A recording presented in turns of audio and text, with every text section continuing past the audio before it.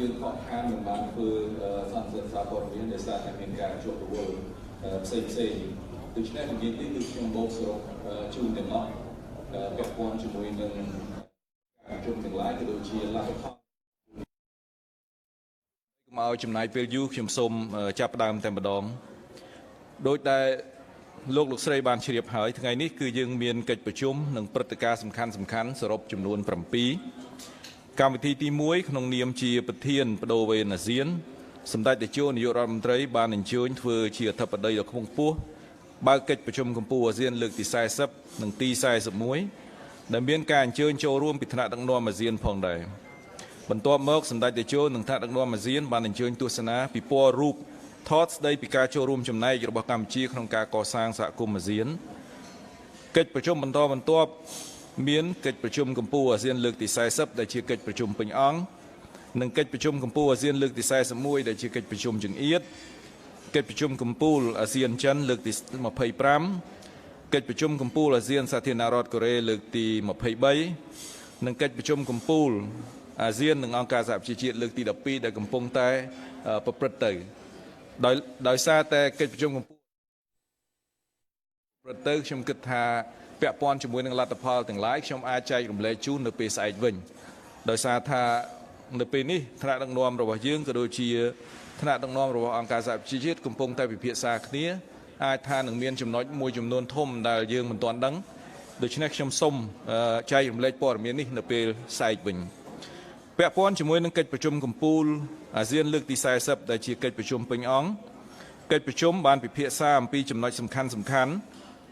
មួយចំនួនពាក់ព័ន្ធនឹងការកសាងសហគមន៍អាស៊ានប្រកបដោយបរិយាបន្ននិងភាពធន់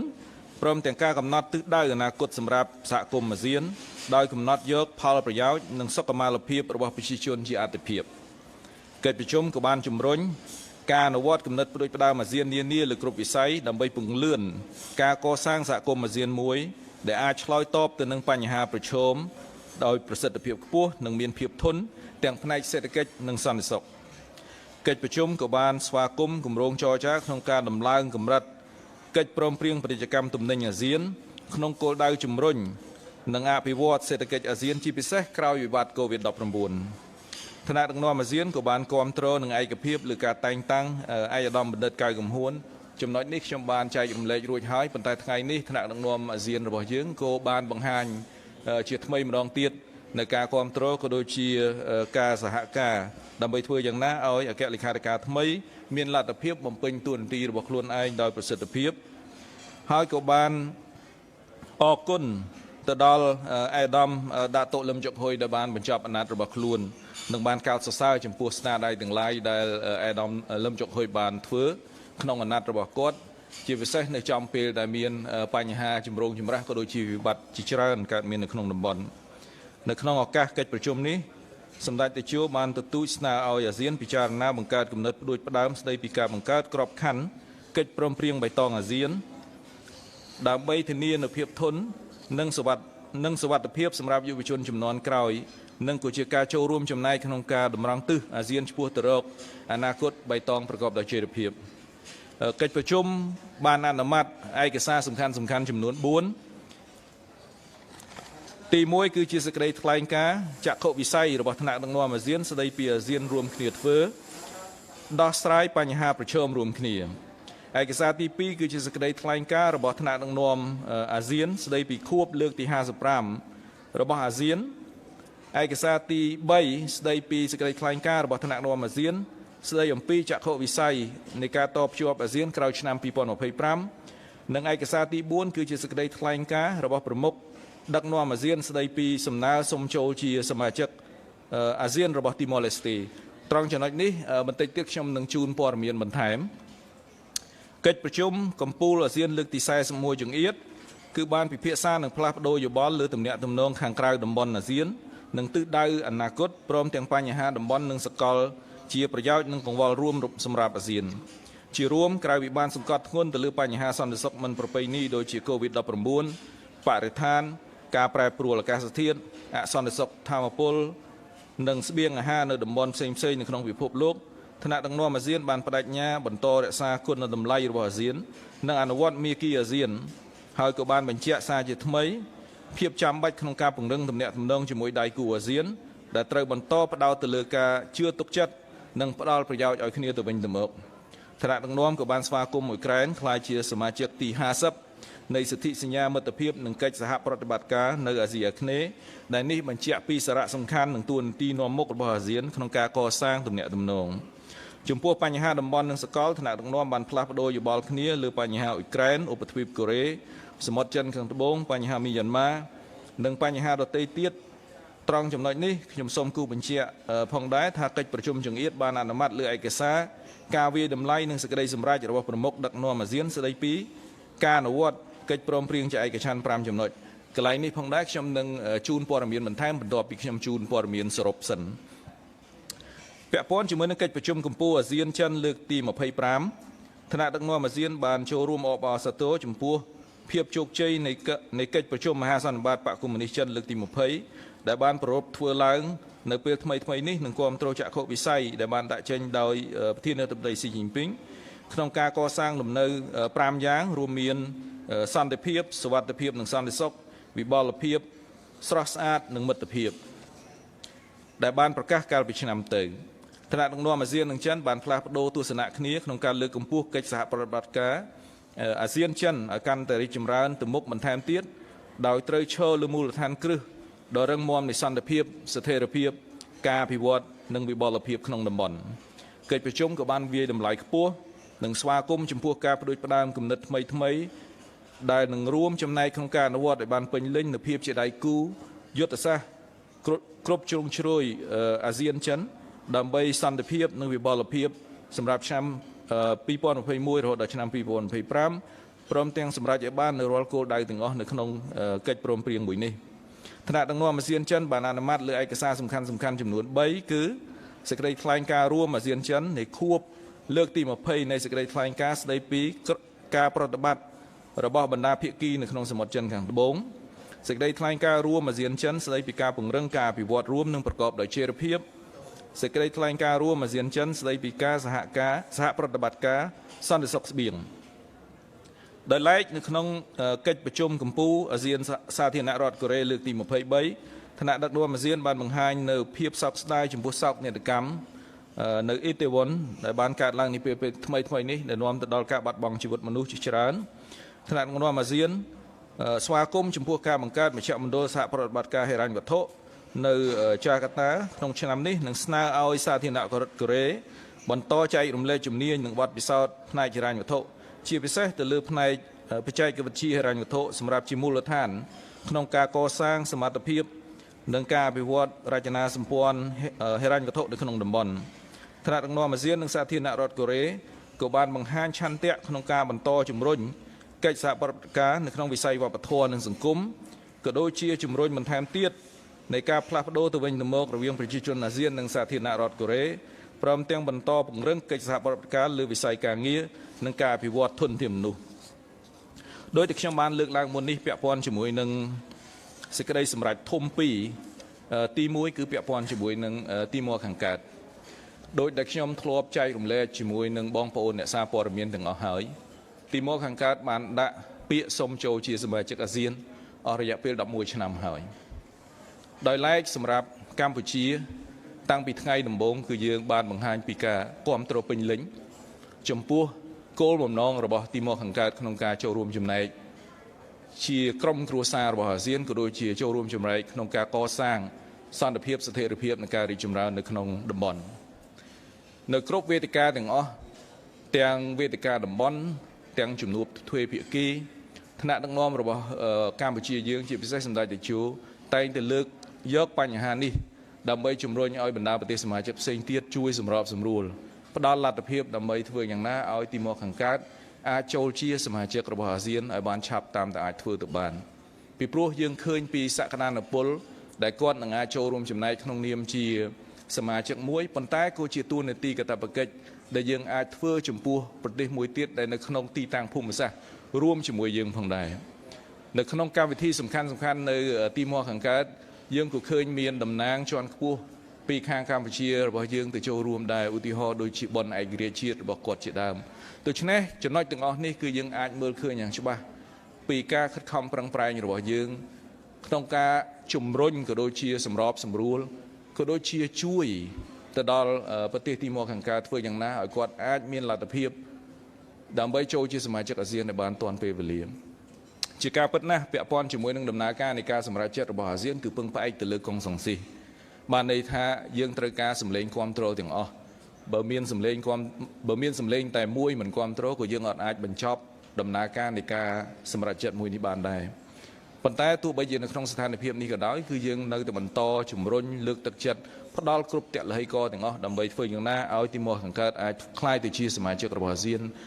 ឲ្យបានឆាប់តាមតែអាចធ្វើទៅបាននៅក្នុងដំណាក់កាលចុងក្រោយនេះគឺថែមទាំងមានរៀបចំឲ្យមានបេសកកម្មស្វែងយល់ការពិតនៅទីមកខាងកើតដោយសសរស្តម្ភសហគមន៍របស់អាស៊ានទាំង3តាមពិតទៅសសរស្តម្ភនយោបាយសន្តិសុខបានសម្រេចការងារនេះតាំងពីឆ្នាំ2019មកម្លេះប៉ុន្តែសម្រាប់សសរស្តម្ភ2ទៀតដោយសារតែទំហំការងារនិងអតិភិបជាច្រើនធ្វើឲ្យមានការខកខានដែលគ្រោងធ្វើនៅចុងឆ្នាំឬមួយក៏ដើមឆ្នាំប៉ុន្តែចៃដន្យគឺយើងប្រឈមជាមួយនឹងការរីករាលដាលនៃជំងឺ Covid-19 ដូច្នេះធ្វើឲ្យសសរស្តម្ភទាំងពីរមិនអាចបំពេញការងាររបស់ខ្លួនបានហើយត្រូវរងចាំរហូតដល់ពេលយើងធ្វើជាប្រធានអាស៊ាននៅពេលដែលស្ថានភាពរបស់ Covid បានថមថយនៅពេលដែលយើងចាប់ផ្ដើមធ្វើជាប្រធានអាស៊ានភ្លាមគឺយើងបានតាំងចិត្តរួចហើយថាសសរស្តម្ភទាំងពីរដាច់ខាតត្រូវតែបញ្ចប់បេសកកម្មរបស់ខ្លួននៅក្នុងអាណត្តិរបស់យើងដើម្បីធ្វើយ៉ាងណាឲ្យលទ្ធផល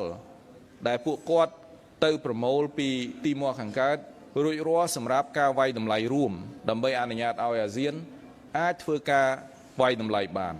កន្លែងនេះខ្ញុំចង់បញ្ជាក់ពីព្រោះយើងអាចធ្វើការសម្រេចចិត្តដោយមិនពឹងផ្អែកទៅលើលទ្ធផលនៃបេសកកម្មនៃការស្វែងរកការពិតទេអញ្ចឹងបើសិនជាសសរស្តម្ភពីរនឹងនៅតែពន្យាពេលឬមួយក៏ដោយសារតែមូលហេតុផ្សេងទៀត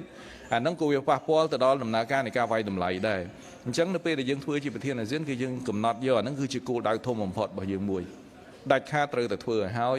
លទ្ធផលត្រូវធ្វើឲ្យទាន់ពេលហើយជាការពិតជាក់ស្ដែងលទ្ធផលនៃការធ្វើការស្វែងយល់ការពិតនៅទីមកខាងកើតនេះគឺរួចរាល់សម្រាប់កិច្ចប្រជុំកំពូលរបស់យើងដែលឈានទៅដល់ការសម្រាប់ចិត្តមួយដែលខ្ញុំគិតថាជាវិជ្ជមានបំផុតហើយល្អសម្រាប់ទាំងអាស៊ានសម្រាប់ទាំងទីមកខាងកើតដូច្នេះខ្ញុំសូមអានជូនអ្នកទាំងអស់គ្នាតែម្ដងខ្ញុំគិតថាអ្នកទាំងអស់គ្នាក៏បានឃើញឯកសារនឹងរួចរាល់ហើយប៉ុន្តែទីនេះគឺយើងនៅមុខកាមេរ៉ាទូរទស្សន៍ទាំងអស់ហើយខ្ញុំគិតថាជោគជ័យមួយនេះក៏គួរចែករំលែកជាមួយនឹងប្រជាជនរបស់យើងដែរគឺជារឿងមួយដែលយើងព្យាយាមអស់11ឆ្នាំហើយដែលយើងមកដល់ចំណុចមួយដែលមានការវិវត្តវិជ្ជមានបែបនេះខ្ញុំគិតថាវាជារឿងមួយដែលយើងគួរមានមោទនភាពខ្ញុំសូមអានទាំងស្រុងសេចក្តីថ្លែងការណ៍របស់ប្រមុខដឹកនាំអាស៊ានស្តីអំពីសំណើចូលជាសមាជិកអាស៊ានរបស់ទីម៉ូឡេស្តេយើងទាំងអស់គ្នាប្រមុខដឹកនាំអាស៊ានបានជួបប្រជុំគ្នានៅទីក្រុងភ្នំពេញប្រជាជាតិកម្ពុជានាឱកាសកិច្ចប្រជុំកំពូលអាស៊ានលើកទី40និង41និងកិច្ចប្រជុំកំពូលពាក់ព័ន្ធដោយពិចារណាលើលទ្ធផលនៃបេសកកម្មស្វែងរកការពិតរបស់សសរស្តម្ភសហគមន៍សន្តិសុខនយោបាយអាស៊ានសហគមន៍សេដ្ឋកិច្ចអាស៊ាននិងសហគមន៍សង្គមវប្បធម៌អាស៊ាននឹងបានឯកភាពថា 1. ជាគោលការណ៍ទីម៉ូឡេស្តេត្រូវបានអនុញ្ញាតឲ្យចូលជាសមាជិកអាស៊ានទី11 2. ផ្ដល់ឋានៈជាប្រទេសសង្កេតការណ៍ទីម៉ូឡេស្តេនិងអនុញ្ញាតឲ្យទីម៉ូឡេស្តេចូលរួមក្នុងកិច្ចប្រជុំអាស៊ានទាំងអស់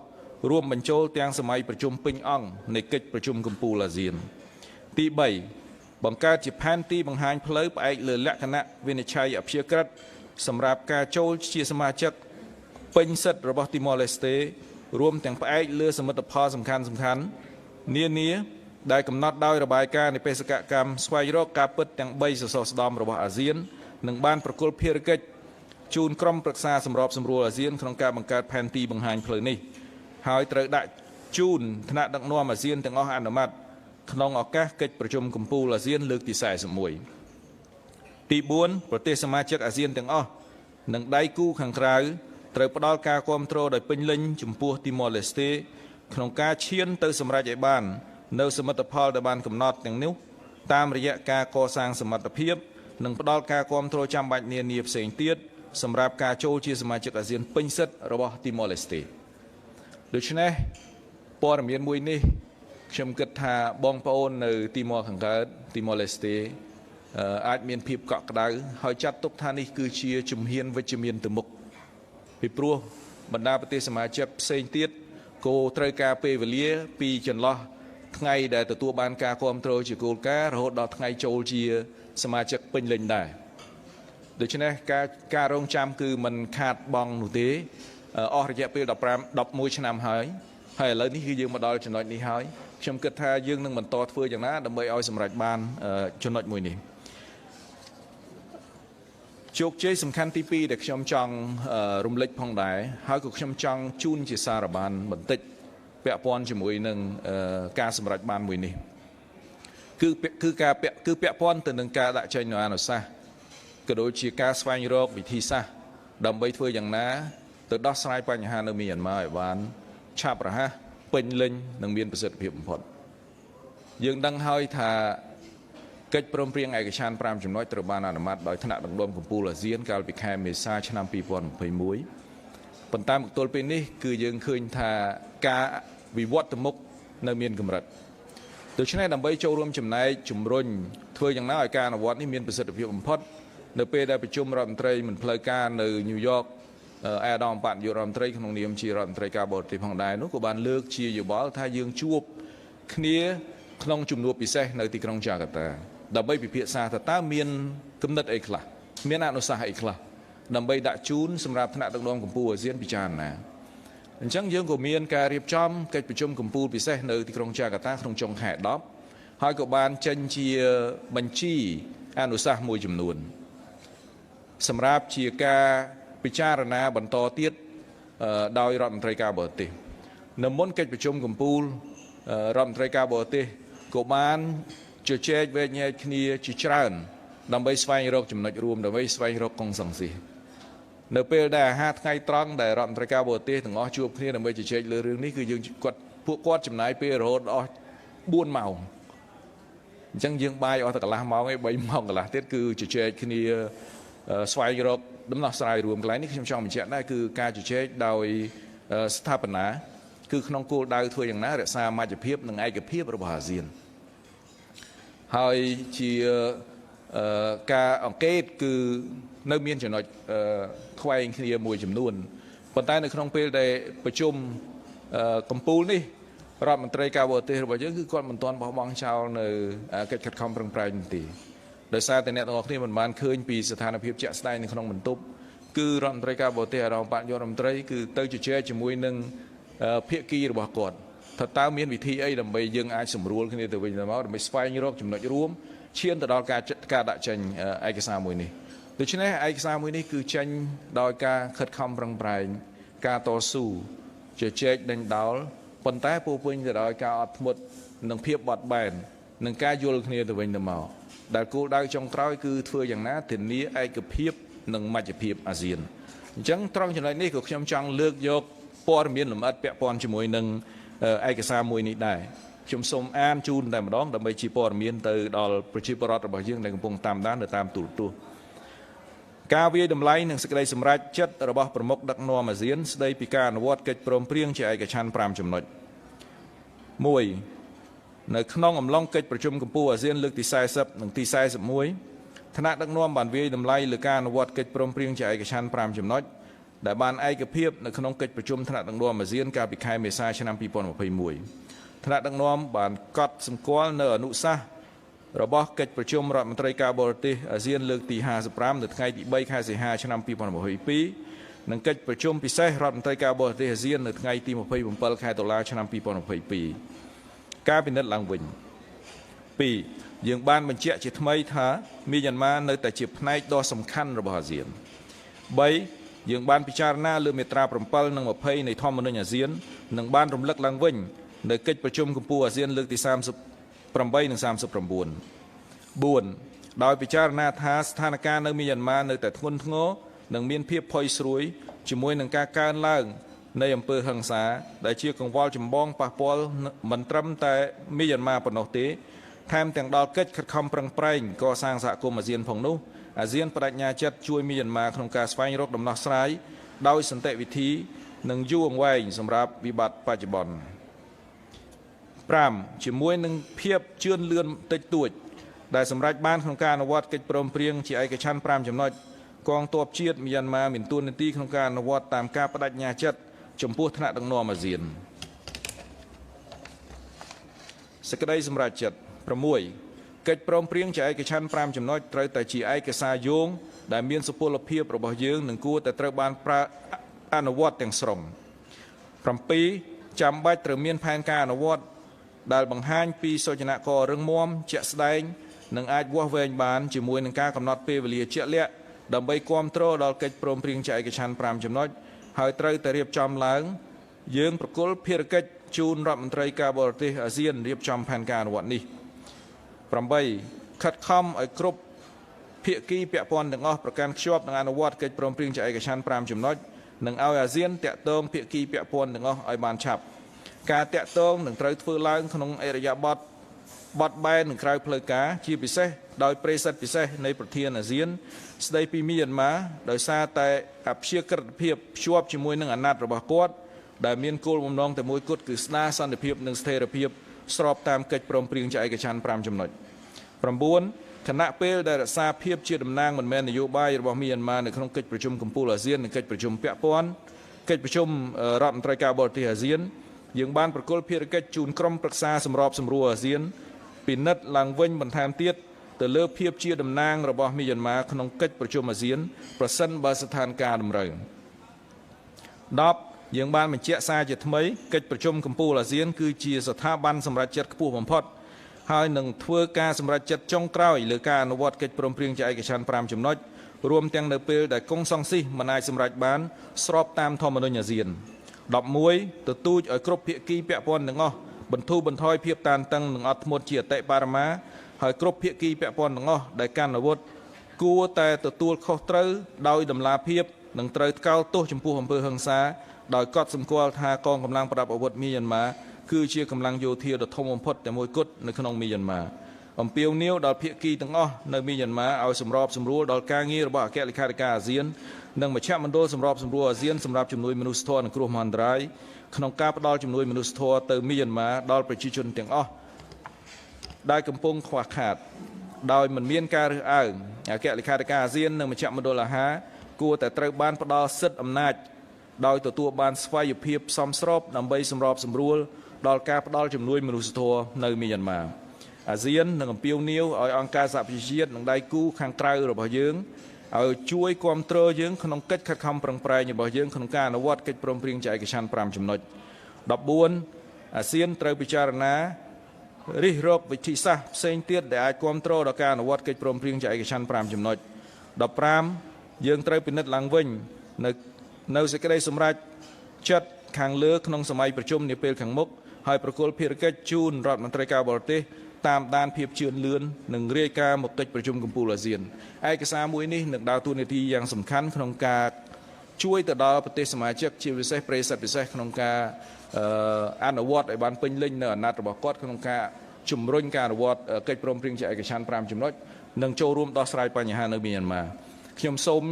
ធ្វើការរាយការណ៍ជាភាសាអង់គ្លេសខ្លីបន្តិចដើម្បីជូនបងប្អូនអ្នកកាសែតបរទេសដោយសារតែផ្នែកខាងខ្មែរយើងគឺយើងវែងមែនទែនប៉ុន្តែដោយសារតែពីរឯកសារហ្នឹងគឺមានសារៈសំខាន់បំផុតដែលយើងត្រូវតែចែករំលែកជាព័ត៌មានជូនបងប្អូនយើងទាំងអស់គ្នា My apologies to our foreign media. I'm taking a bit of time to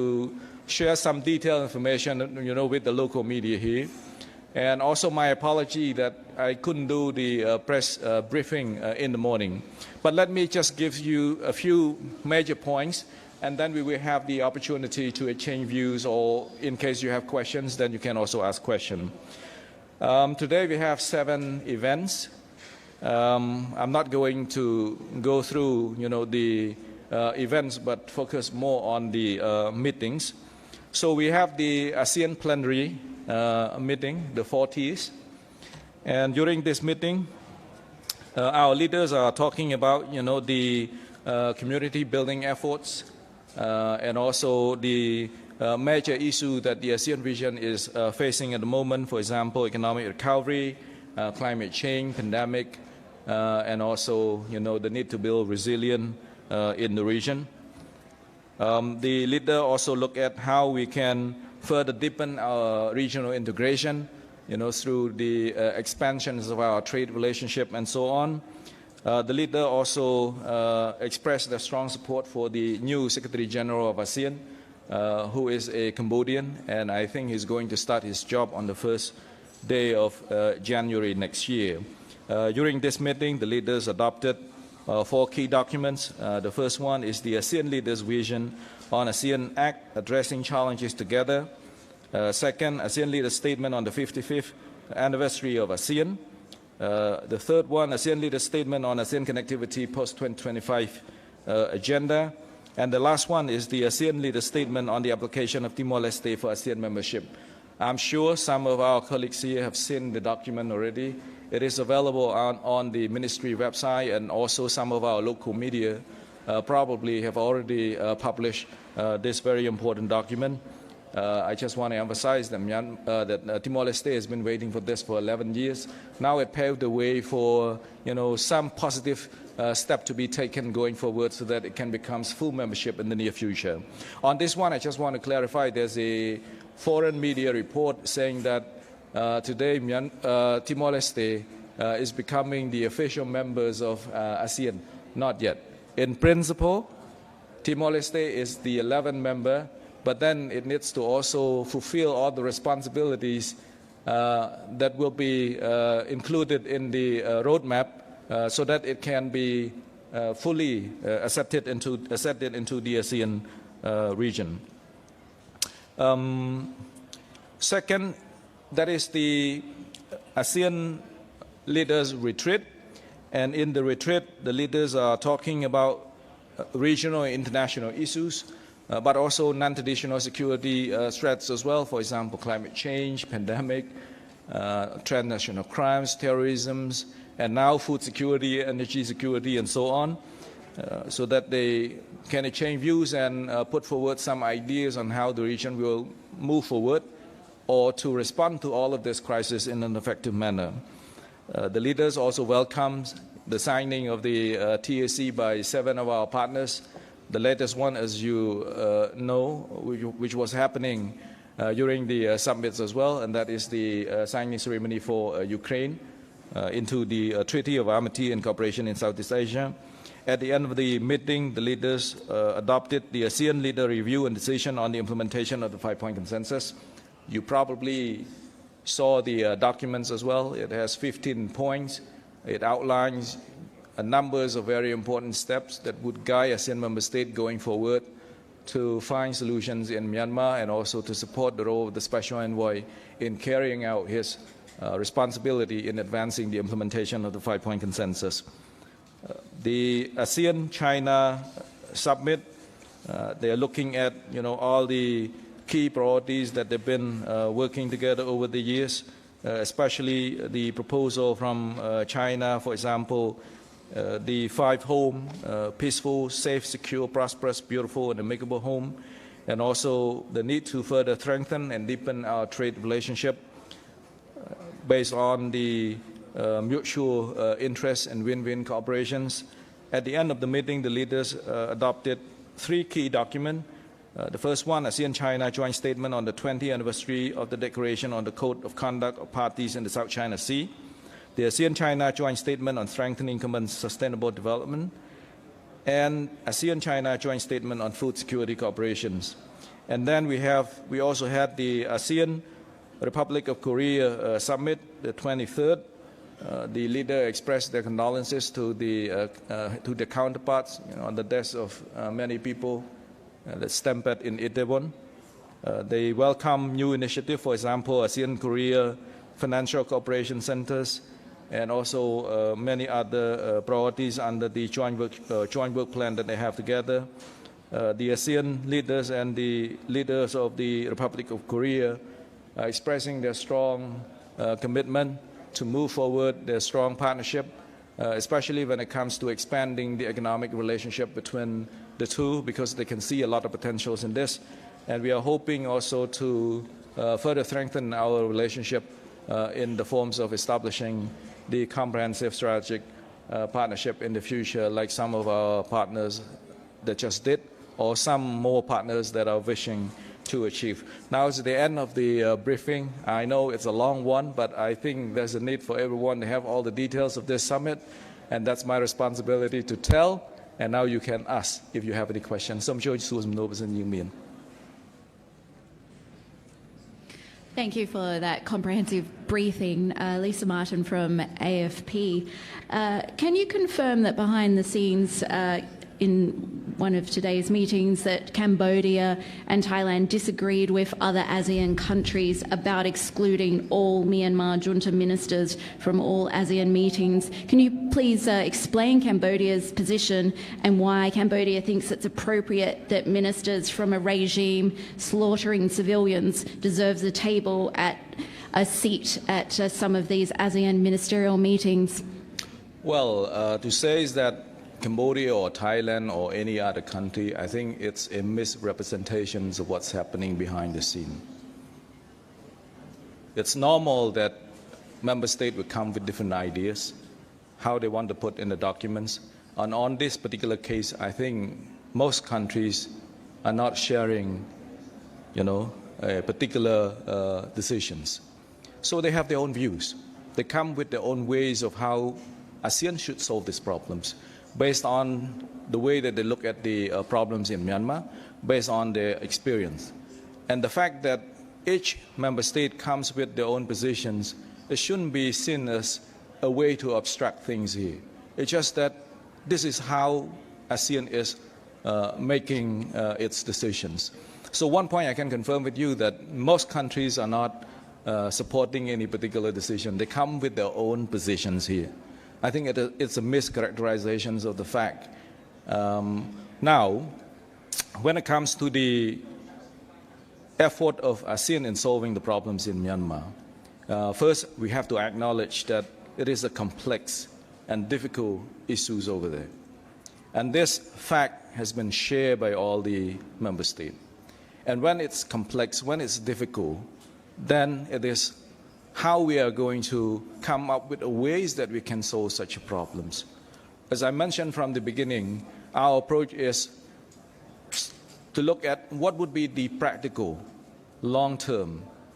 approach to solve the problems over there. And even this approach is also shared by other people. Now, when it comes to how we are going to move forward implementing the 5-point consensus, of course, in the 5-point consensus, it clearly says that there's a need for all concerned parties to participate in the implementation process. So it is not possible to say that you only want this group of people or that group of people. ASEAN needs to work with all partners or with all concerned parties in Myanmar to make sure that this whole process will be as inclusive as possible. And especially when it comes to who are the actors that would be able to make substantial progress on the implementation of the 5-point consensus. I think here is more of how you are going to make sure that the problem there can be solved as soon as possible. I think it's a very different questions from some other people who would say that, we want this, we want that, but then we forget the fact that, people are suffering. So our ultimate responsibility here is how we are going to find the solution as quickly as possible. And now you look at the statement, and Cambodia has been doing all the diplomacy behind the scene, trying to reach a consensus among all the different views of other member states. I don't want to characterize this as that, we are supporting this position or that position. No, it's not the case. We are actually facilitating. People come with different positions. As the chair, we are the facilitator. We maintain maximum flexibility to make sure that everyone is happy with this. And it's just because of our flexibility that you can get this. Otherwise, it's not possible. We tell to our partners, let's be flexible. Let's look at ways on how we can solve this problem. I know that you have that position. I know you have this position. But then can we find a common ground here? And that's our role. And sometimes people kind of misunderstand that. I mean, as a chair, we impose positions. No. Any things that we put forward, we send out days for everyone to give their views and ideas. And then what we are going to do, we facilitate. We get all the view, we put everything in the paper. If you look at the original paper, you have 10 color. And that's the responsibility of the chair to make sure that we will come to black. And that is the documents that we have today. So we are doing this facilitating role. We are providing maximum flexibilities. We are providing maximum support to all the member states. We are caring most about the unity of ASEAN, centrality of ASEAN. And on the other hand, we are also trying to find ways on how we can help the people in Myanmar as soon as possible. I think it's easy for some of us here, talk about you should adopt this option or that option.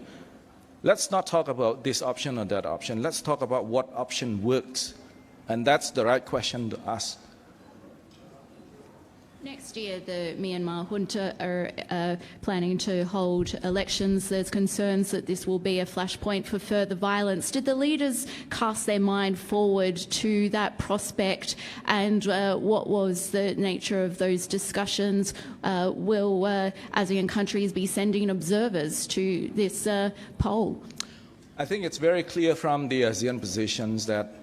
any solution should be done in such a way that it becomes useful,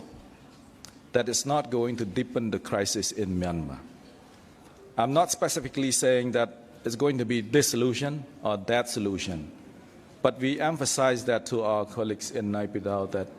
whatever solution you are going to do, we need to make sure that it's credible, acceptable, inclusive. Otherwise, it's not going to be a solution. It's going to deepen the problems over there, making it even more difficult to get out of the crisis. Election, the same thing. It has to be the one that is accepted by all concerned parties in Myanmar, including the opposition, especially the people of Myanmar, so that it becomes a useful tool for the concerned parties in Myanmar to find a way out. Just to do it and then it's not going to be a solution, then it's still creating problems. So I think we are emphasizing our position very clear on this. It has to be a workable and effective solutions, and it is not something is going to deepen or make the situation worse on the ground. So whatever solution you want to put on the table, it's up to the Myanmar concerned parties. ASEAN is not going to be in the position to say that you should do election or you should do that. No. If you look at the 5-point consensus, it's all about facilitating a dialogue process. And after there's a dialogue process, concerned parties in Myanmar come together and then they come up with some fresh idea or innovative idea how to solve the crisis in their country. ASEAN will be behind that. So again, I just want to emphasize, any solutions that work, that help the people of Myanmar avoid this suffering, we should try. But then it has to be accepted by all concerned parties, especially the people of Myanmar, in order for Myanmar to enjoy long-lasting peace. បាទជំរាបសួរអាដាមកំភុកខ្ញុំបានឈ្មោះសេដាមមកពីទូត BTV ឃើញថាមានការលើកឡើងច្រើនពីបញ្ហាមីយ៉ាន់ម៉ាសម្រាប់អាស៊ានវិញតើអាចទេនៅក្នុងពេលដែលអវត្តមានរបស់មីយ៉ាន់ម៉ាហើយយើងអាចព្យួរនៅក្នុងដែលគាត់ពុំបានចូលរួមនៅក្នុងកិច្ចប្រជុំហើយយើងបានចេញនូវសេចក្តីថ្លែងការណ៍ចំពោះបញ្ហាដែលបានកើតឡើងនេះតើអាស៊ានអាចនឹងធ្វើទៅលើបញ្ហានេះដើម្បីដាក់ឲ្យគាត់អាចនឹងចូលឬក៏អាចបន្ថយនូវសម្ពាធដែលកំពុងតែកើតឡើងនៅក្នុងប្រទេសរបស់គាត់ បាទពាក់ព័ន្ធជាមួយនឹងបញ្ហាតំណាងកម្ពុជាក្នុងនាមយើងជាប្រធានអាស៊ានគឺបន្តអ្វីដែលបានអនុវត្តកាលពីឆ្នាំទៅកាលនៅពេលដែលប្រ៊ុយណេគាត់ធ្វើជាប្រធានអាស៊ានពេលនោះគឺគាត់អញ្ជើញតំណាងមិននយោបាយដោយសារតែយើងមើលឃើញថាការរីកចម្រើននៃការអនុវត្តកិច្ចព្រមព្រៀងឯកច្ឆន្ទ5ចំណុចមិនទៅដល់កម្រិតមួយដែលត្រូវជាមួយនឹងការរំពឹងទុករបស់ប្រទេសសមាជិកដទៃទៀតដូច្នេះយើងក៏បន្តអញ្ជើញតំណាងមិននយោបាយពាក់ព័ន្ធជាមួយនឹងការអញ្ជើញតំណាងមិននយោបាយភាគីមីយ៉ាន់ម៉ាគឺគាត់អត់បានបញ្ជូនអ្នកណាគេមកចូលរួមដែរដូច្នេះកន្លែងនេះគឺភាពខុសគ្នារវាងមិនអញ្ជើញនឹងមិនមកសម្រាប់យើងនៅមើលឃើញថាវាជាការសម្រេចចិត្តដែលផ្អែកទៅលើកុងសុងស៊ីដែលយើងបានអញ្ជើញគាត់ឲ្យមកចូលរួមនៅក្នុងកិច្ចប្រជុំគ្រាន់ថាគាត់ជាប់រវល់ឬមួយក៏គាត់មានការគិតគូរផ្សេងពីហ្នឹងគាត់មិនបានអញ្ជើញនរណាមកជំនួសដើម្បីចូលរួមនៅក្នុងកិច្ចប្រជុំទាំងអស់នេះគឺជាការបោះបង់សិទ្ធិរបស់គាត់ប៉ុន្តែមួយទៀតក៏ខ្ញុំចង់គូសបញ្ជាក់ផងដែរគឺថានៅក្នុងកម្រិតឧត្តមមន្ត្រីគឺមីយ៉ាន់ម៉ាគាត់ចូលរួម ចឹងបានន័យថាគាត់បានបញ្ជូននៅការយល់ឃើញការព្រួយបារម្ភឬមួយក៏ធៀបចូលរបស់គាត់ទៅលើឯកសារជាច្រើនរួចមកហើយជារួមមកដល់ពេលនេះគឺគាត់បន្តសហការផ្ដល់ភាពងាយស្រួលទៅដល់ប្រទេសសមាជិកគ្រាន់ថាពេលខ្លះយើងមានបញ្ហាមួយចំនួនដែលត្រូវការស្វែងរកដំណោះស្រាយរួមឬមួយក៏រកចំណុចមួយដែលអាចយល់ស្របជាមួយគ្នាបានដើម្បីធ្វើយ៉ាងណាឲ្យរាល់ការសម្រេចចិត្តវាធ្វើដំណើរទៅមុខដោយមិនមានផលប៉ះពាល់ដូច្នេះកន្លែងនេះខ្ញុំចង់គូសបញ្ជាក់បន្តិចថាយើងមិនមែនមិនអញ្ជើញទេគ្រាន់តែថាយើងអញ្ជើញតំណាងនយោបាយគាត់សម្រេចថាគាត់មិនមកដូច្នេះយើងនៅតែរក្សាកៅអីនឹងទង់ជាតិរបស់មីយ៉ាន់ម៉ានៅទីនោះហើយការសម្រេចចិត្តគឺយើងគិតថាជាការសម្រេចចិត្តតាមរយៈកុងសង្ស៊ីបើយើងមិនអញ្ជើញអានឹងមិនមែនកុងសង្ស៊ីទេបានន័យថាយើងដកគាត់ចេញក្នុងកិច្ចប្រជុំមួយនេះហើយសូមអរគុណជំរាបសួរអាដាមកុងភពខ្ញុំបាទប៊ុនសំភ័មមកពីទូរទស្សន៍ CNC ស្របពេលដែលកម្ពុជាកំពុងតែរៀបចំកិច្ចប្រជុំកំពូលអាស៊ានលើកទី40-41និងកិច្ចប្រជុំពាក់ព័ន្ធនៅឯមីយ៉ាន់ម៉ានៅវិញបើយោងតាម The Washington Post បានផ្សាយថារដ្ឋាភិបាលយោធាមីយ៉ាន់ម៉ាដែលដឹកនាំដោយលោកមីនុងឡាំងនឹងបានបើកការវាយប្រហារទៅលើតំបន់ភាគឦសានប្រទេសថាតើអាស៊ាននៅតែបន្តផ្ដល់ភាពទុនសម្រាប់មីយ៉ាន់ម៉ាមានន័យថាយកទុនបង្ក្រាបរឹងដដែលឬក៏យ៉ាងណាមួយទៀតតើជំនួបរវាងកម្ពុជាអាស៊ានជាមួយនឹងអង្គការសហប្រជាជាតិដែលមានអាដាមអានតូញូហ្គូតេរេសដែលភិក្សាមុននេះបន្តិចតើមានបានលើកឡើងអំពីរឿងនឹងយ៉ាងម៉េចឬក៏ដាក់ចេញនៅវិធានការអ្វីសម្រាប់ស្ថានភាពដែលយើងមើលឃើញថាពេលខ្លះដូចជាផ្កើនឬក៏យ៉ាងណាទៅតាមការយល់ឃើញរបស់អាដាមអរគុណអាដាមបាទជាគោលជំហររបស់អាស៊ានគឺយើងថ្កោលទោសរាល់ទង្វើណាដែលជាអំពើហិង្សាហើយនេះគឺស្ដែងចេញតាមរយៈសេចក្តីថ្លែងការណ៍របស់ប្រធានអាស៊ានតាំងពីដើមឆ្នាំមកម្លេះអញ្ចឹងនៅពេលដែលមានការវាយប្រហារខ្នាតធំដែលមានការបង្កើតដែលមានជាអំពើហិង្សាគឺយើងចេញសេចក្តីថ្លែងការណ៍យើងថ្កោលទោសប៉ុន្តែក្នុងពេលជាមួយគ្នាគឺយើងជំរុញឲ្យភាគីទាំងអស់អនុវត្តការអត់ធ្មត់ជៀសវាងការប្រើប្រាស់កម្លាំងហើយបើសិនជាអ្នកទាំងអស់គ្នាមើលនៅក្នុងឯកសារដែលមាន15ចំណុចនេះគឺយើងបញ្ជាក់ទៀតដែរថានរណាក៏ដោយមិនមែនត្រឹមតែក្រុមប្រឹក្សារដ្ឋបាលរដ្ឋទេនរណាក៏ដោយដែលមានកម្លាំងប្រដាប់អាវុធដែលនាំទៅដល់អំពើហិង្សាឬមួយក៏ការបាត់បង់ជីវិតរបស់ប្រជាជនស្លូតត្រង់គឺយើងត្រូវតែឲ្យទទួលខុសត្រូវហើយត្រូវតែថ្កោលទោសស្មើគ្នាពីព្រោះនៅក្នុងបរិបទសង្គ្រាមម្នាក់សុទ្ធតែមានកំភ្លើងអញ្ចឹងខ្ញុំសូមរាយរាប់ឡើងវិញបន្តិចចុះពាក់ព័ន្ធជាមួយនឹងក្រុមប្រដាប់អាវុធនៅមីយ៉ាន់ម៉ាវាមានក្រុមប្រឹក្សារដ្ឋបាលរដ្ឋមួយក៏តាត់ម្ដងដែលជាក្រុមយោធាប៉ុន្តែក្នុងពេលជាមួយគ្នាក៏មានក្រុមប្រដាប់អាវុធជនជាតិរហូតដល់ទៅ20ក្រោយមកទៀតបន្ទាប់ពីមានវិបត្តិនយោបាយវាថែមក្រុមប្រដាប់អាវុធទៀតឧទាហរណ៍ដូចជាក្រុមប្រដាប់អាវុធការពារប្រជាជនដែលជាផ្នែកមួយរបស់រដ្ឋាភិបាលឯកភាពជាតិដែលបង្កើតឡើងដោយក្រុមមួយចំនួនដែលជាថ្នាក់ដឹកនាំរបស់គណៈបក NLD ពីមុនដូច្នេះវាមានភាពស្មុគស្មាញដោយសារតែម្ខាងសិតតែមានអាវុធប្រឈមមុខគ្នាហើយប្រើប្រាស់ភាសាដែលថាត្រូវតែកំទេចគ្នាទៅវិញទៅមកអញ្ចឹងនៅក្នុងស្ថានភាពបែបហ្នឹងគឺលំបាកណាស់ដើម្បីធ្វើយ៉ាងណាឲ្យមានការមិនបាញ់គ្នាហើយតែពេលតែចាប់ផ្ដើមលឺស្នូកំភ្លើងហើយគឺទៅមកហ្នឹងហើយអញ្ចឹងហើយបានជាពេលដែលសម្ដេចតេជោលោកធ្វើទស្សនកិច្ចលើកទី1ក៏បានបញ្ជាក់ជាមួយនឹងនាយឧត្តមសេនីយ៍មាននឹងលៀងដែរដាច់ខាតត្រូវតែមានបទឈប់បាញ់បើសិនជាទាំងសងខាងនៅតែកាន់អាវុធហើយយើងខំស្នើឲ្យគាត់កុំប្រើប្រាស់អំពើហិង្សាវាមានការលំបាកប៉ុន្តែបើសិនជាទាំងអស់គ្នាសម្រាប់ចិត្តហើយមិនប្រើប្រាស់អាវុធឬមួយក៏ទុកអាវុធមកកន្លែងសិនទៅហើយអនុវត្តខ្ជាប់ខ្ជួន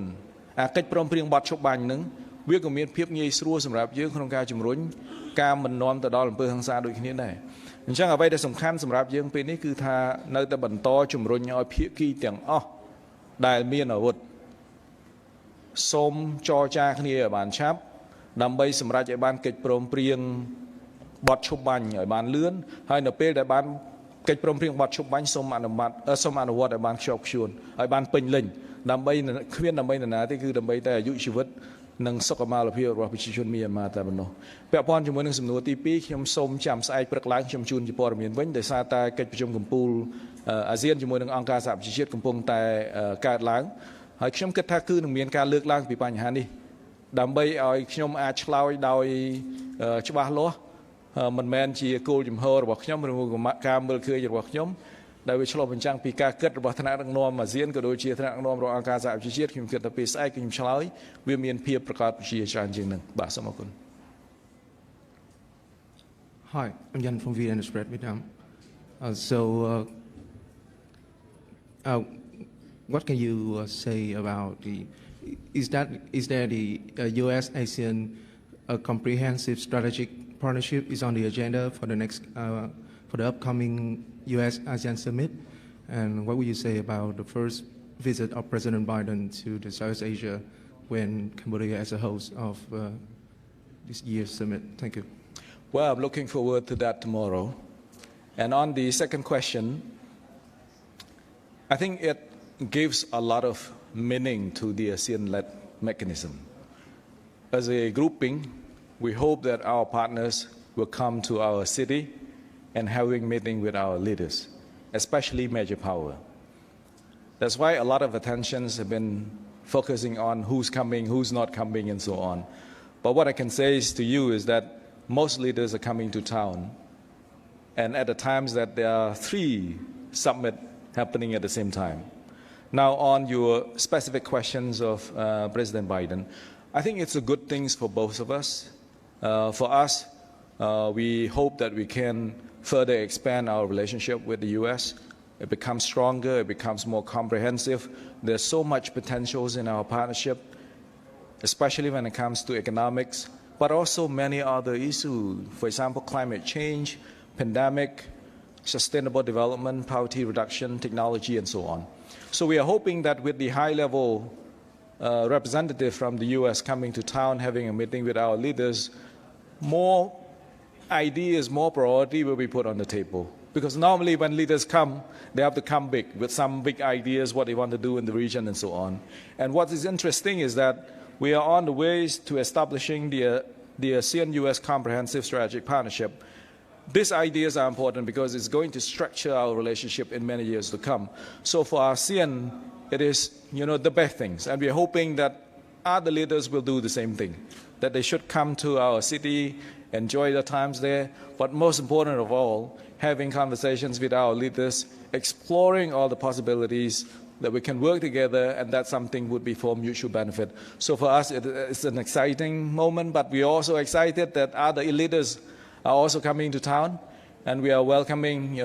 more of them in the days to come. I know that there's a new report that, there may be some changes to the scheduled meeting between ASEAN and Japan. I can tell you that there's no changes to that. Everything will happen as planned.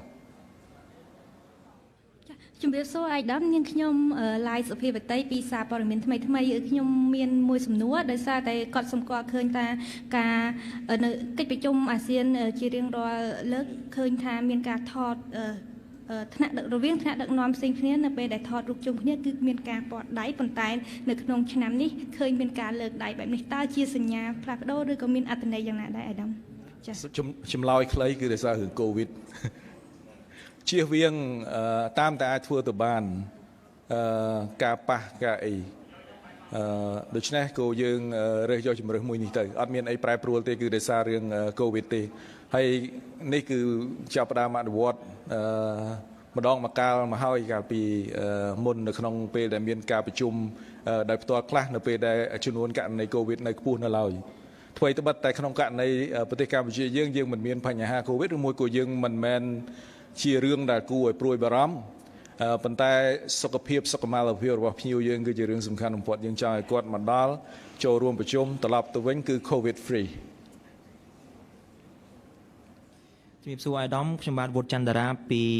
ខាងសារព័ត៌មាន Digital Cambodia ចង់ត្រឡប់ទៅកាន់បញ្ហាមីយ៉ាន់ម៉ាវិញដោយសារតែបើយោងទៅតាម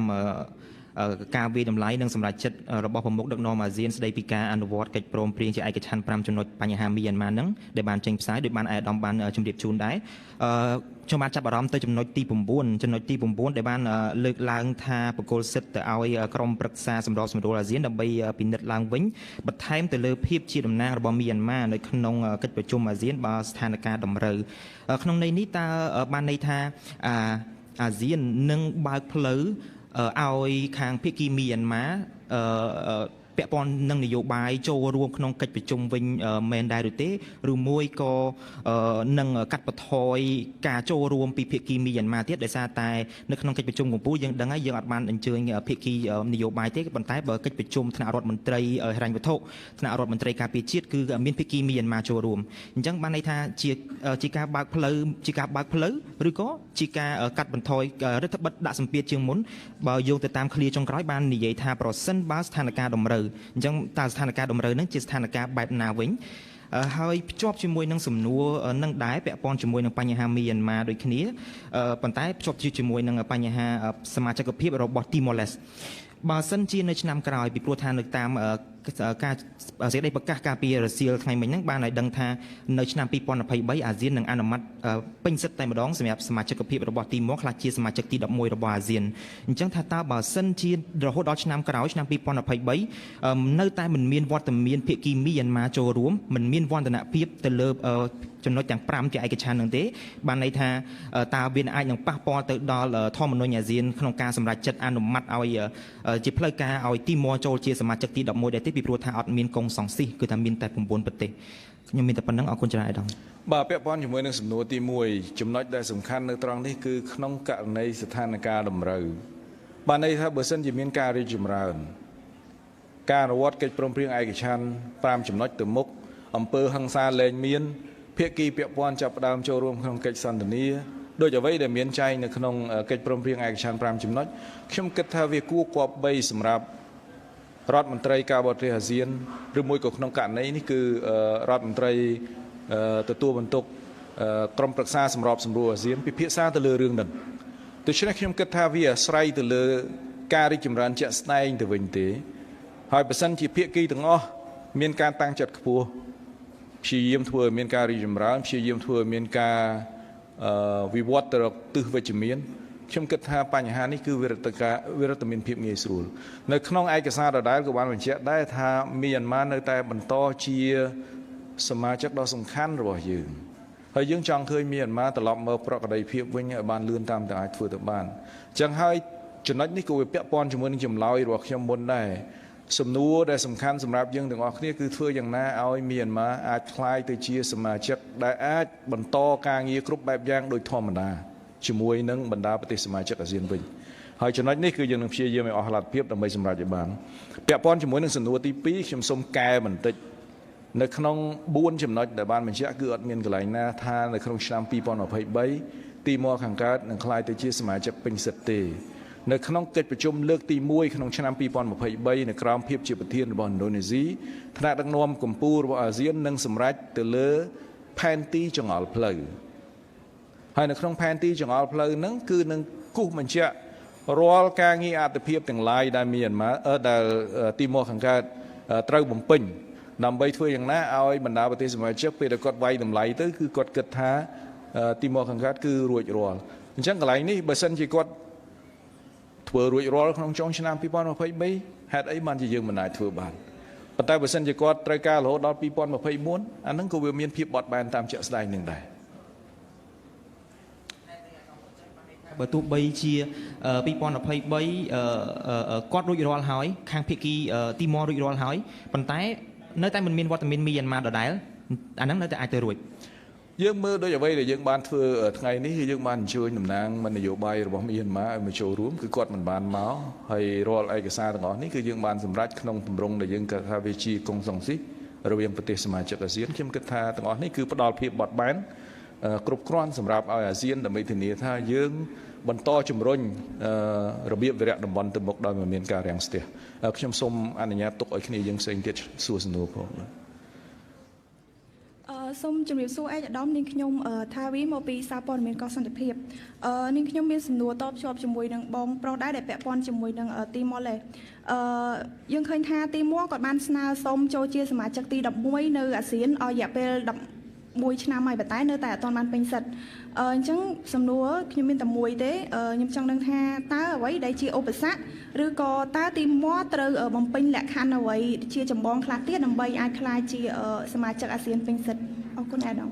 សម្រាប់កម្ពុជាគឺយើងចង់ឃើញគាត់ធ្វើជាខ្លាយទៅជាសមាជិករបស់អាស៊ានភ្លាមមិនមែនជាសំណួរសម្រាប់យើងទេប៉ុន្តែដោយតែខ្ញុំលើកឡើង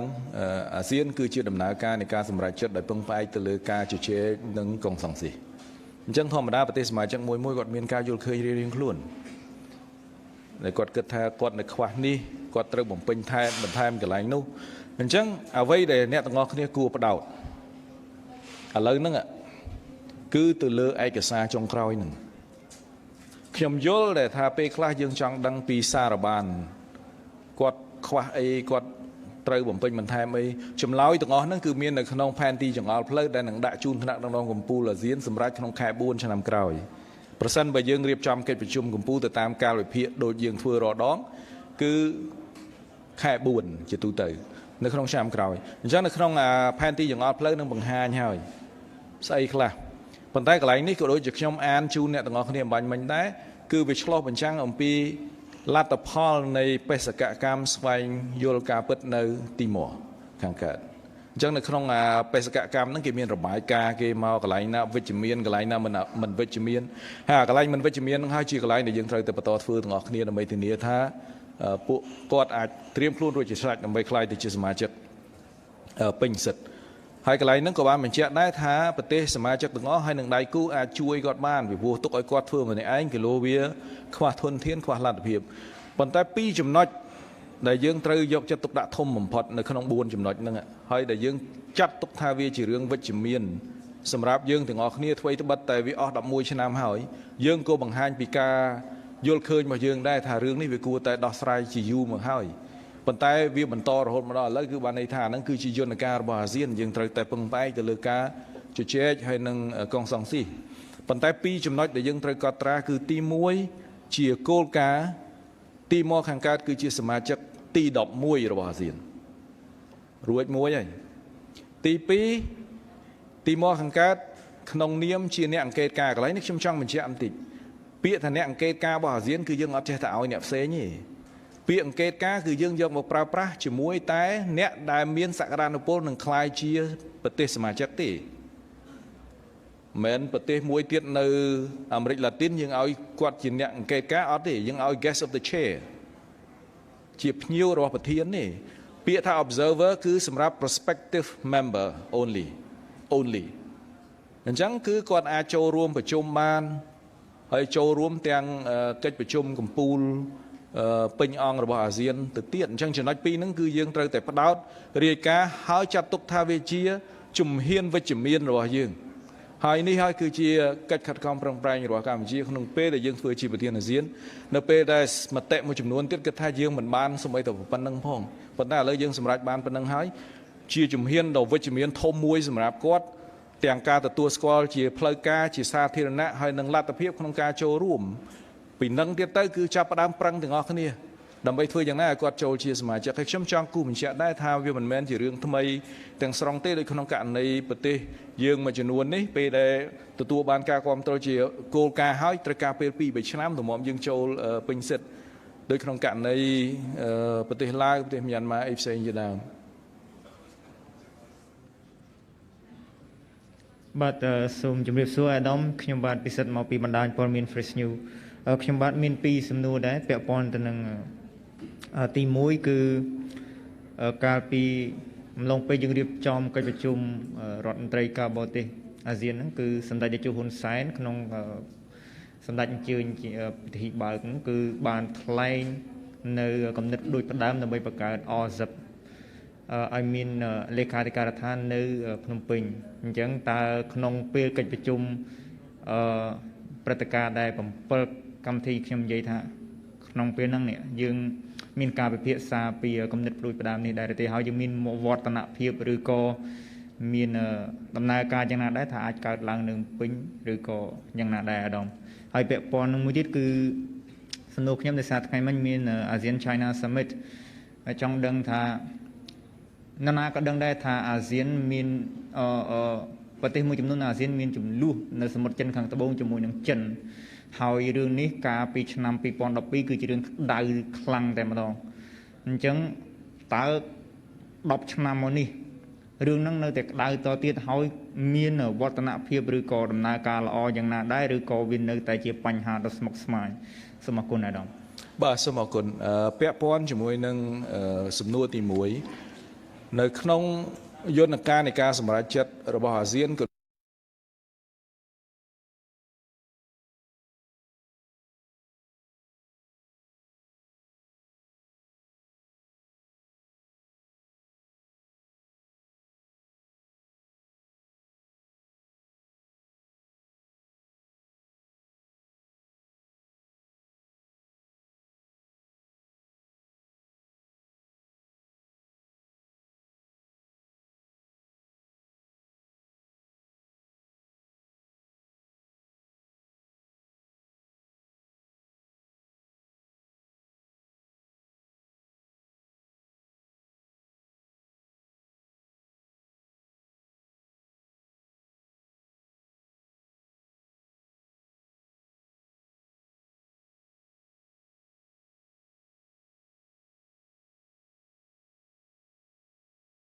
ភាពជាក់ស្ដែងដើម្បីធានាថាលេខាធិការឋានមួយនេះនឹងអាចប្រព្រឹត្តទៅប្រកបដោយប្រសិទ្ធភាពខ្ពស់ជារួមពាក់ព័ន្ធជាមួយនឹងបញ្ហានេះគឺត្រូវការធ្វើការវាយតម្លៃ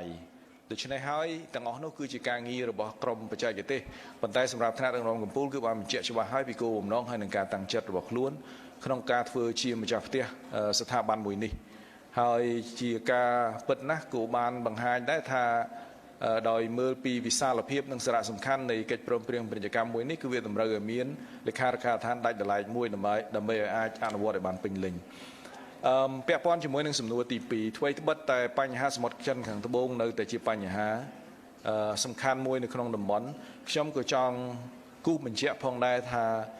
ប៉ុន្មានឆ្នាំនេះសមុទ្រចិនខាងត្បូងគឺស្ងប់ស្ងាត់ទេមិនមានចំនួនអីទេមានការខ្វែងគំនិតគ្នាឬមួយក៏អីប៉ុន្តែវាតិចតួចមិននាំទៅដល់រីករាលដាលឬមួយក៏ការប៉ះទង្គិចគ្នាអ្វីនោះដែរភាគីពាក់ព័ន្ធទាំងអស់គឺព្យាយាមសហការគ្នាទៅលើអ្វីដែលពួកគាត់អាចសហការគ្នាបានដូច្នេះខ្ញុំអាចនិយាយបានថាអ្វីត្បិតតែវានៅជាបញ្ហាហើយបញ្ហានេះគឺភាគីពាក់ព័ន្ធទាំងអស់ក៏បានបង្ហាញពីអកប្បកិរិយាដែលថាគឺជារឿងដែលត្រូវការពេលវេលាដើម្បីដោះស្រាយដែរអញ្ចឹងអ្វីដែលពួកគាត់កំពុងធ្វើបច្ចុប្បន្នគឺកសាងជំនឿទុកចិត្តហើយព្យាយាមរកកន្លែងណាដែលអាចសហការជាមួយគ្នាឧទាហរណ៍ពាក់ព័ន្ធជាមួយនឹងបរិស្ថានសមុទ្រពាក់ព័ន្ធជាមួយនឹងការអភិវឌ្ឍពាក់ព័ន្ធជាមួយនឹងសន្តិសុខសមុទ្របទល្មើសសមុទ្រអីជាដើមដែលគាត់អាចធ្វើការជាមួយគ្នាបានហើយទាំងអស់ហ្នឹងគឺជារឿងដែលវិជ្ជមានទេដោយឡែកសម្រាប់កម្ពុជាដែលនៅក្នុងឆ្នាំ2002នោះយើងជាកន្លែងដែលចាប់ផ្ដើមDOC ផងហើយឆ្នាំហ្នឹងយើងក៏បានចេញសេចក្តីថ្លែងការណ៍ដើម្បីអបអរសាទរខួប20ឆ្នាំទៅទៀតអញ្ចឹងកន្លែងហ្នឹងអ្វីទៅបិទតែយើងទាំងអស់គ្នាទាញយកស្ថានភាពក្នុងឆ្នាំ2012ប៉ុន្តែគួរតែទាញប្រវត្តិសាស្ត្រហ្នឹងឲ្យវែងជាងនេះបន្តិចបានន័យថាចំណុចចាប់ផ្ដើមដែលរៀបចំមកចេញជាក្រមឬមួយក៏របៀបរបបក្នុងការទំនាក់ទំនងឬមួយបញ្ជាការប៉ះទង្គិចគ្នានៅសមុទ្រគឺចាប់ផ្ដើមចេញពីយើងមកទេហើយដែលឆ្នាំនេះយើងចាប់ផ្ដើមធ្វើការអបអរសាទរចំពោះខួប20ឆ្នាំនេះពាក់ព័ន្ធជាមួយនឹងការចរចា COC កម្ពុជាបានដើរតួនាទីស្ថាបនាបំផុតចូលរួមចំណែកដើម្បីជំរុញពន្លឿនធ្វើយ៉ាងណាឲ្យការចរចានេះបានចប់សពគ្រប់ការអានជាលើកទី1ពាក់ព័ន្ធជាមួយនឹងពង្រៀងសេចក្តីមួយនេះគឺតាំងពីឆ្នាំ2018ខែ7ខែ8ថ្ងៃ3ខែ8 2018ហើយរួចរាល់នៅក្នុងថ្ងៃ20ជាងក្នុងខែ7ឆ្នាំ2019ហើយការជជែកលើការអានជាលើកទី2គឺនៅក្នុងខែ10ឆ្នាំ2019ប៉ុន្តែក្រោយមកប្រហែលខែក៏មានបញ្ហា COVID ហើយយើងជាប់ COVID 2ឆ្នាំហើយឯកសាររបៀបនេះមិនមែនយើងជជែកតាម Zoom បានទេគឺត្រូវការជួបគ្នាដោយផ្ទាល់ជជែកគ្នាដោយផ្ទាល់ហើយពេលដែលស្ថានភាព COVID 2ស្បើយភ្លាមគឺយើងចាប់ផ្ដើមរៀបចំឲ្យមានកិច្ចប្រជុំដោយផ្ទាល់ភ្លាមនៅសៀមរាបតាមពិតគោលដៅយើងគឺយើងចង់បញ្ចប់ការអានជាលើកទី2នៃសេចក្តីព្រាងហ្នឹងប៉ុន្តែដោយសារតែស្ថានភាព COVID ហើយដែលធ្វើឲ្យយឺតយ៉ាវទៅដល់ការរៀបចំកិច្ចប្រជុំដោយផ្ទាល់ទាំងអស់នេះក៏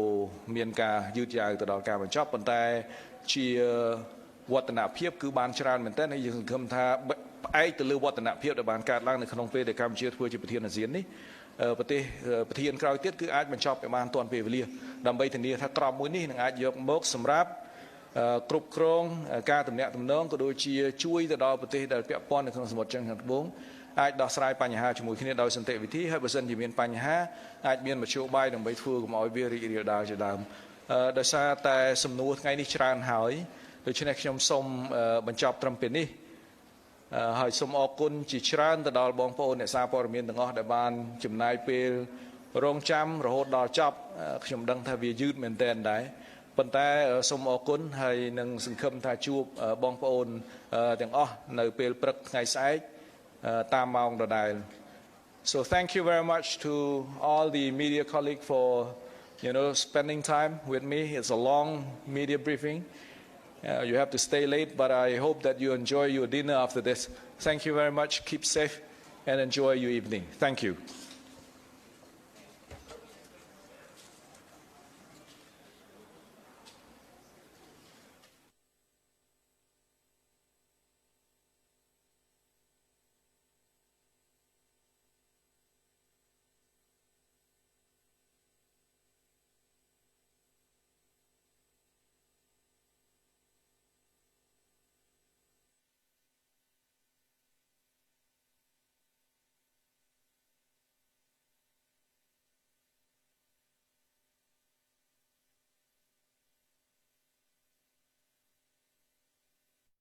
អាដាមលោកជំទាវលោកស្រីអ្នកនាងកញ្ញាបងប្អូនជនរួមជាតិជាទីគោរពកិច្ចប្រជុំកំពូលអាស៊ានលើកទី